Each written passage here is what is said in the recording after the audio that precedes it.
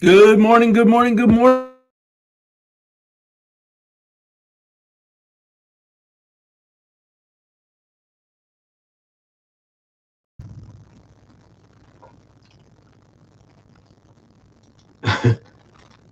We're having microphone troubles.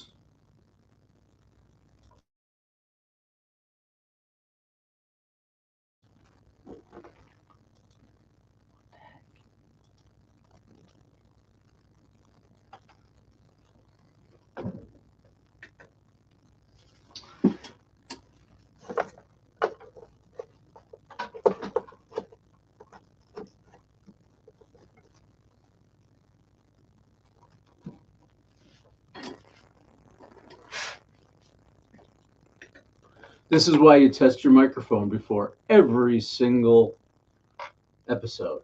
Can you all hear me now? I think you can. My mic is unmuted, all set to go. Good morning, good morning, good morning. Thanks, Sully. I appreciate you. I'm about to sneeze too. Wow, this is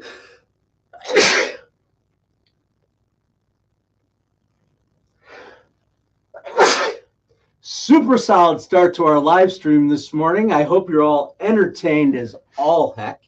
Have you ever noticed how quickly we create entire stories about people we barely know? Someone walks into a room looking confident. We decide they're arrogant. Someone stays quiet during a meeting and we decide they have nothing to contribute. And someone does not return a message right away. Oh, I know this one. We decide they are upset with us. Within about 3 seconds of a meeting another human being, most of us have already written the first few chapters of their biography. And the uncomfortable truth is we're frequently wrong. My grandmother, who you met yesterday, taught me an unforgettable lesson about that, not because she understood someone perfectly, but because she got the story completely wrong. And you're going to hear that story today as we do it through the remarkable life of my grandmother, Danda. Yesterday's episode inspired me to keep going with that, some of her stories, because Dexter wasn't the only one. Dexter wasn't the only story. For those who heard the Dexter story yesterday, he wasn't the only one. Welcome in, Sully, Jess. I appreciate you. Anybody else who's out there, come on in, say hello in the chat. Don't forget to subscribe to the channel. Join me every weekday morning, 7:30 a.m. Eastern, right here on Kindness Rising. Absolutely. Yep. And yesterday we learned the first part of Danda's way: notice and then reach first.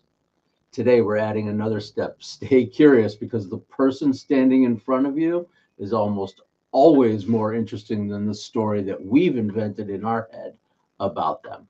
So let's get started. What's up, everybody? Good morning. Good morning. Welcome to Kindness Rising. Subscribe to the channel. Say hello in the chat. We're keeping it going with our day, just like we do every day. We're going to have a Who in the World contest or game. I'll give you 3 clues throughout the episode. You'll guess who in the world we're talking about. We're going to do a Wait That Happened, a historical event from today. I'm going to give you a little bit of insight on team building and our subject matter and how it connects to that. And as always, we will wrap it up with a little bit of connection to the boys in the band, the Grateful Dead. So here we go. Here's our day. The music makes all the difference, Matt. That's what they tell me. All right, there it is. A little background. I hope everybody's having a wonderful morning where we give you more high fives for humanity right here on Kindness Rising. And every relationship begins with 2 stories. 2 stories.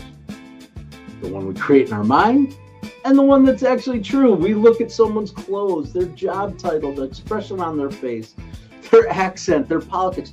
Shall I continue? And then our brains start filling in all that missing information. We just tell ourselves we're being observant, but we're actually just guessing with confidence. Because curiosity begins when we're humble enough to say, maybe I don't know the whole story. That sentence can change an entire relationship, a workplace, a family, a community. Because assumptions, they create distance. But curiosity creates a doorway. And sometimes kindness is simply being willing to walk through it. That's today's Kindness Spark. Good morning, Roseanne. I'm glad you're here. Welcome in this morning, Mother Roseanne Roof, showing up every single day. I love that you're here. I'm part of this community, Mom. All right, let's get to our first Who in the World. It's a fun one today, a fun yet a little bit sad kind of story, but that maybe is a clue. All right, so let's add our first clue to the stage here. 3 clues throughout today's episode to see if you can guess who in the world we are talking about. Come on, buddy. There it is. This person, they really struggled academically as a child and were often described as quiet and withdrawn, unless he was performing. Certainly his performances are not quiet and withdrawn. That's the irony there. All right, your first clue, a person who studied struggled academically and was quiet unless they were performing. Okay. Let's do our wait, that happened today. Wait, that happened today? Yep, July 21st. The year was 1955, 1955. President Dwight D. Eisenhower introduced an idea, one that sounded almost impossible. You have to remember, this is the Cold War, 10 years after World War II, and it became known as the Open Skies Proposal. Do we know the Open Skies Proposal? I remember a little bit about it, but I learned more about it as I was preparing for today. The U.S. and the Soviet Union were locked in fear and suspicion. Each side imagined what the other might be building, hiding, or preparing to do. And because neither side could clearly see the truth, fear filled in the missing information. So Eisenhower proposed something radical. The two nations would actually exchange maps of their military installations and allow aerial surveillance flights over one another's territories. In other words, you don't have to guess what we are hiding. We'll let you see. The Soviet Union rejected the proposal, but the idea was still important. Eisenhower understood that secrecy creates suspicion. And when we cannot see clearly, our minds begin inventing stories. We do the same thing with people. Someone becomes quiet and we assume they're angry. Someone seems distant and we decide they don't care. And someone looks confident and we imagine they've got no problems, no struggles. We fill in those empty spaces with our conclusions. But trust grows when someone becomes willing to open the skies and say, you don't have to guess. Let me show you what's really here, what's really inside here. Sometimes fearless connection begins with curiosity. Sometimes it begins with transparency, and sometimes it begins when one person becomes brave enough to be seen. And yes, that happened today. Dwight D. Eisenhower's Open Skies Proposal. Interesting little historical tidbit. I'm glad that you have all, excuse me while I itch my nose too, because itches happen even when you're live. I'm so glad that everyone has joined me here on Kindness Rising this morning as we get the day started on Mornings in the Lab Network, right here on Kindness Rising. Then we'll get on over to Mornings in the Lab with Keith, John, and friends. They've got their special guest, Brianna Bass, over there today talking about relationships and adult issues. And then at 10 o'clock, Let's Talk Supply Chain. And I'll tell you what, I started watching Let's Talk Supply Chain. I'm like, supply chain? Why would I be interested in supply chain? Fascinating conversations with really interesting, internationally renowned guests in their subject area. If you want to know how we get our stuff and how it gets here and the struggles to make it happen and what's going on in the world in a larger context, but with real stories from the people who are living it, that's what Let's Talk Supply Chain is. Interesting. Check out Sarah Barnes Humphrey and Let's Talk Supply Chain today at 10 o'clock. But not until we have one more little story. I'm actually going to switch up for those of you who come every day, you know I kind of have a rhythm, but I'm switching it up today. I'm going to jump ahead. I'm going to do the stories our brains create research first, and then we'll get to another clue.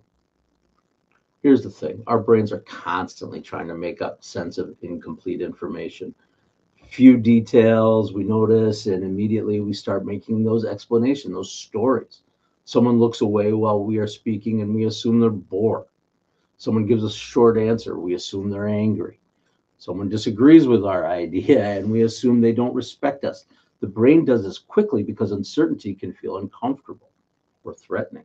Now, a complete story feels safer than unanswered questions, even when the story is wrong. Research sometimes describe this as a ladder of inference.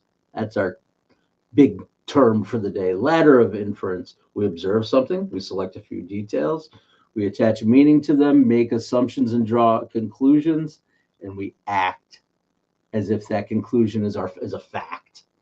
All of it happens within seconds. The problem isn't that we make the assumptions, everybody does. The problems begin when we forget that an assumption is only an assumption.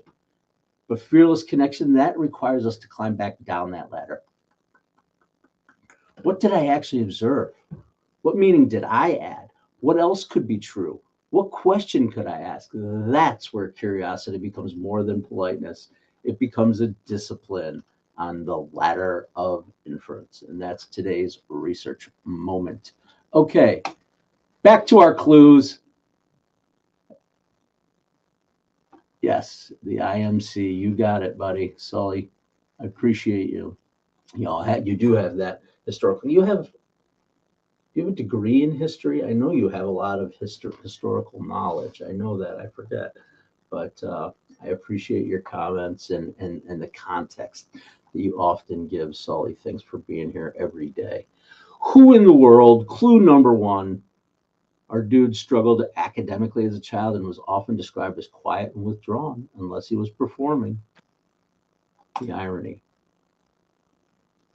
Although he was quiet when he performed a poli-sci. Yeah, okay, gotcha. So that's why the history hits you, Sully. Got it. And I remembered that, kind of.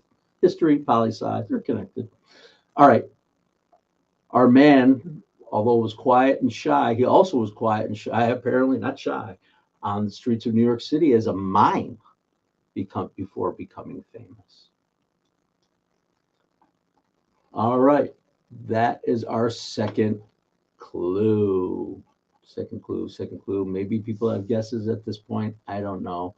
As always, the third clue is the dead giveaway. I'm pretty confident that I know this community and that everybody in this room right now knows who the guy is that I'm talking about. All right. Let's go to this. Try this one. All right, this is a cool, chill little song. We're getting to the Danda story, guys. Mom, thanks for sharing. So yesterday I talked about my grandmother, and I talked about her amazing ability to connect with people and the story of how she connected. Hey, Jerry! The story of how she connected with a honor guard, the soldier, guarding the Tomb of the Unknown Soldier. Today's a little bit different, but classic Danda. Yep. Remember, Danda was 100% a Nona, 100% Italian, strong, faithful, loving, and opinionated, but also completely unafraid to talk to any other human being.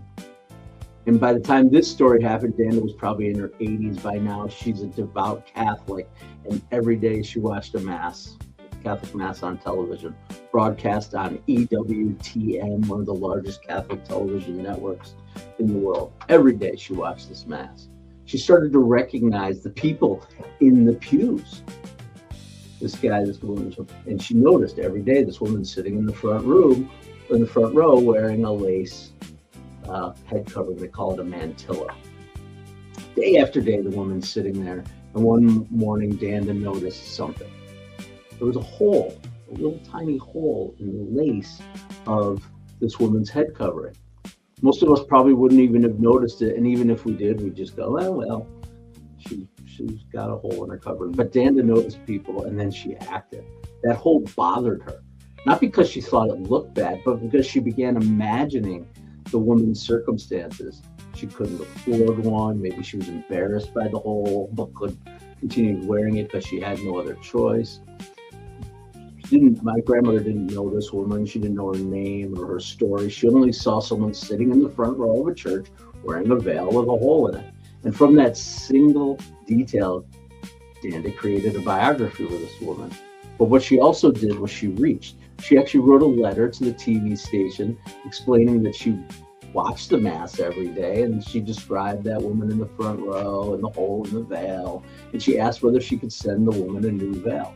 And they actually wrote back. The letter from the priest said she could send the new veil to the station, and they would make sure the woman received it. So my grandmother, being my grandmother, probably went down to the Globe store in Scranton or wherever the store was that she bought her things, and bought a mantilla and boxed it up beautifully, I'm sure, and sent it off. She was thrilled to send it. She saw a need and she filled it. And then she started watching TV again, and there it is, the woman in the front row wearing the mantilla. That would be an amazing end to the story, that my grandmother did that amazing kind thing. But with Danda, it's never the end of the story. Not long after she actually received a phone call. You have to remember, this is pre-text, internet, databases, nothing was available. Somehow, whoever it was got a hold of my grandmother's phone number and called her. And it was the woman. The woman wanted to thank her personally for the doily. But what was amazing about that, Danda learned something. She learned that what she had imagined about this woman was completely wrong. The woman was not a poor, indigent, elderly woman, couldn't afford another doily. Not even close. This woman actually was enormously wealthy and influential family. Her family had a major part in building the town. Her husband actually has a statue erected to him in the town square, and they're the largest church benefactors. This woman could have purchased 1 million lace toilets, or veils, whatever you call it. She didn't need my grandmother's charity, but apparently she did receive Danda's kindness. And instead of allowing that misunderstanding to become awkward or embarrassing, the woman did something extraordinary. She invited my grandmother down to Alabama, where this church was being shot, to sit in the mass. My grandmother sitting next to the woman for a week, taken care of, driven everywhere, shown around the town, showed off to everybody, meeting people that were important to this woman and to the church and to all this stuff. And they exchanged letters, another connection that ended up leading to years of gifts, phone calls, letters, staying connected with one another's families. So that's how Danda fearlessly connected to this woman. But the funny part of the story is obviously that my grandmother had pictured this poor woman sitting in the front row at Mass. But Danda's mistake obviously wasn't caring. It was assuming that she already knew the story. She was wrong about the circumstances, but she was right about the humanity. And that's what really mattered. And of course, we can connect this to the work we do. One never knows. You're absolutely right, Sully. One never knows the ripple. And that's it. That's a perfect example of the ripple of kindness. Here's the thing. The only way to discover the real story is to remain curious long enough for someone to tell it. That was Danda's way.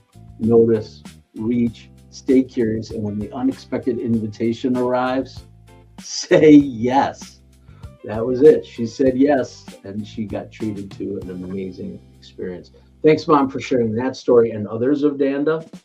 I'll continue to lean onto those all this week because she was. Maybe I'll get some pictures.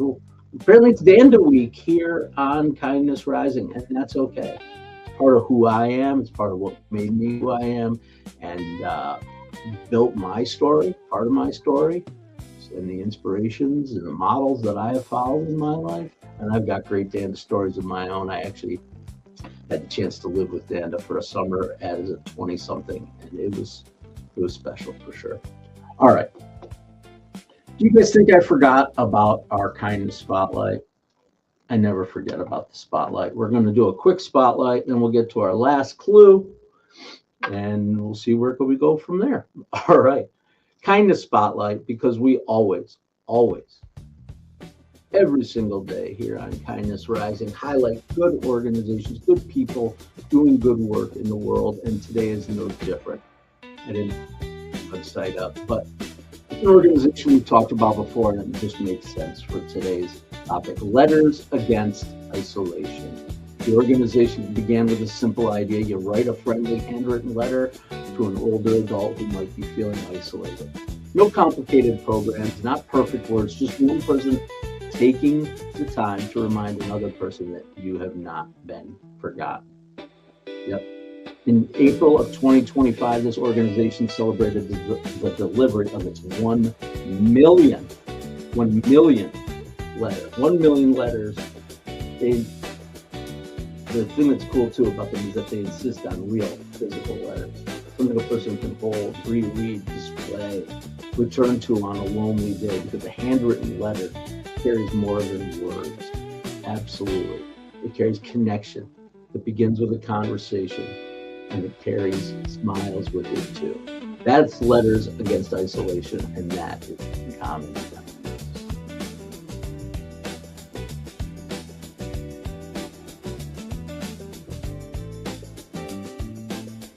Jess wants the website link. I do actually have it. Let me get it for you because I care. Couldn't be possibly easier. It's lettersagaistisolation.com. Ding. There it is. Our producer was on the spot with that one. All right. Let's get back to our third clue, and then we'll do, I don't even know what I've got left here. A few little things, a few little tricks up my sleeve. All right. Dump the music. Review of clues. For those who haven't joined us, 3 clues throughout today's episode to guess who in the world we are talking about. Clue number 1, this person struggled academically as a child and was described as quiet and withdrawn and less performing. They were also quiet during their mime performances in New York City before becoming famous. And here's the one, the clincher, the one that should seal the deal for just about everybody out there. His breakthrough television role was an alien who tried to understand human behavior. Anybody in Gen X out there remember an alien who came down from a planet and tried to understand human behavior? That's our who in the world, and I won't do the reveal just yet because, I mean, why would I reveal it just yet? Let's do our kindness compass. All right, every day we try to move from thoughts to action. A little bit of action on this one, on not inventing stories for other people. Replace one assumption with one question. Think about someone you've already formed an opinion about. Maybe it's me. Ask me a question, that's fine. A coworker, a family member, a neighbor, someone online, someone in the chat, a friend in the chat. But perhaps there's more to the story. Maybe you have an opinion. Maybe, and that opinion might be correct, but there probably is more to the story.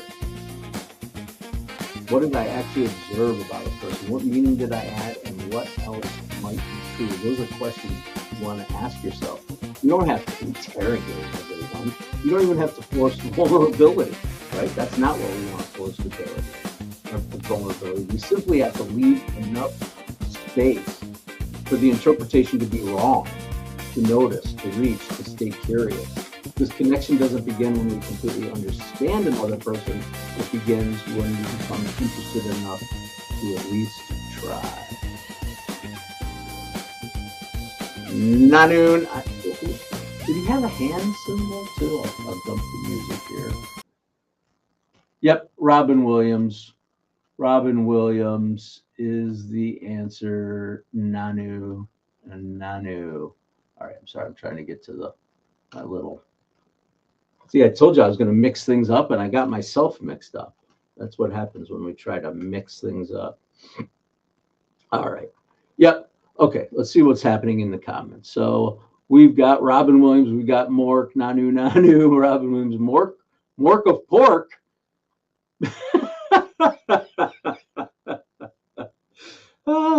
That Jerry always has great comments. Mork of pork. That's a great name for a company, the Mork of pork. Nope, Robin Williams, the alien visitor, Mork from Ork, learning how human behaviors behave. And he became one of the most gifted comedians and actors of our generation. He could be loud and wild and fast. We all know he was highly cocaine fueled in the 70s and 80s, but unpredictable and unbelievably funny. He could also portray what I loved about Robin Williams, obviously, is that he could also do the tenderness, the sadness, the compassion, the loneliness. His life and his works remind us of how little we can truly know from what someone shows us publicly. And obviously, the end of his life was shocking to us, I'm sure. Shocking to me. A person can fill an entire room with laughter and still carry so much pain that nobody else can see. That does not mean we should assume everyone is secretly suffering, but it does mean we should remain humble about how much of another person's story we actually understand. We see the performance, we see the job, we see the public image, we see the lace veil that Danda saw, but we rarely see the entire person unless we become curious enough to look again. That's the story today. Look again at my itchy nose. The world of Jess. See, this is why you and I were meant to be in the same place at the same time so frequently these days. World According to Garp. You know, John Irving is my all-time favorite author, right? Have I said that to you before? I've read every word that he's ever put on paper multiple times. Just love Irving. All right. That's it. I can't believe it. We're kind of near the end here. Kind of near the end. I love telling these Danda stories. Mom, guess what? I'm going to be calling you for another Danda story. I got 3 more days of Danda stories somewhere along the line here. Sully. Yeah, interesting, Sully, that you say that about Christopher Reeve. Yeah, Reeve, I don't know. But they went to Juilliard together. And that was going to be one of my clues. And I didn't know if somebody knew that. If I had given it to you, you would have guessed, right? That was actually going to be my first clue because I thought it was fascinating. And I'm like, somebody out there probably knows that. Interesting. All right. We did it. We got through another day today at Kindness Rising. We're taking our ideas and going out there with the idea of asking more questions, being more curious, listening for the true stories. Every single one of us contains facets and facets and facets beyond anything that anybody can see. That's what I'm doing here live, revealing some of my facets. I feel like people are doing that in the chat too, and I love that. So that's what we're doing. That's what we're doing here. Absolutely. And we're connecting it back to the Grateful Dead as we wind down on another amazing day at Kindness Rising. I've got an exciting night coming up. I got to tell you about it, and I'll be back in the morning to tell you about it. But got tickets to see Camp. We're going to see Camp tonight, CAAMP Camp. If you know, you know. I'm going to see Camp tonight, so I'm pumped about that. But that was just to fill time, and you can be sure to know that you'll be hearing more about the Camp experience. Let's pull the thread, though. Let's pull the thread on today's episode right before we get over to Mornings in the Lab with Keith, John, and friends. And of course, I'm going to connect it to the dead because that's what I do. In Uncle John's band, Robert Hunter asks one of the simplest, most important questions in the Grateful Dead songbook. Are you kind? Maybe kindness isn't knowing exactly what someone needs. Danda certainly didn't. Maybe kindness is just noticing, reaching, asking, and listening, and being open to the possibility that the person in front of us is far more than the story created about them. Danda thought she was sending a lace veil to a poor woman. What she really was sending was an invitation to be seen.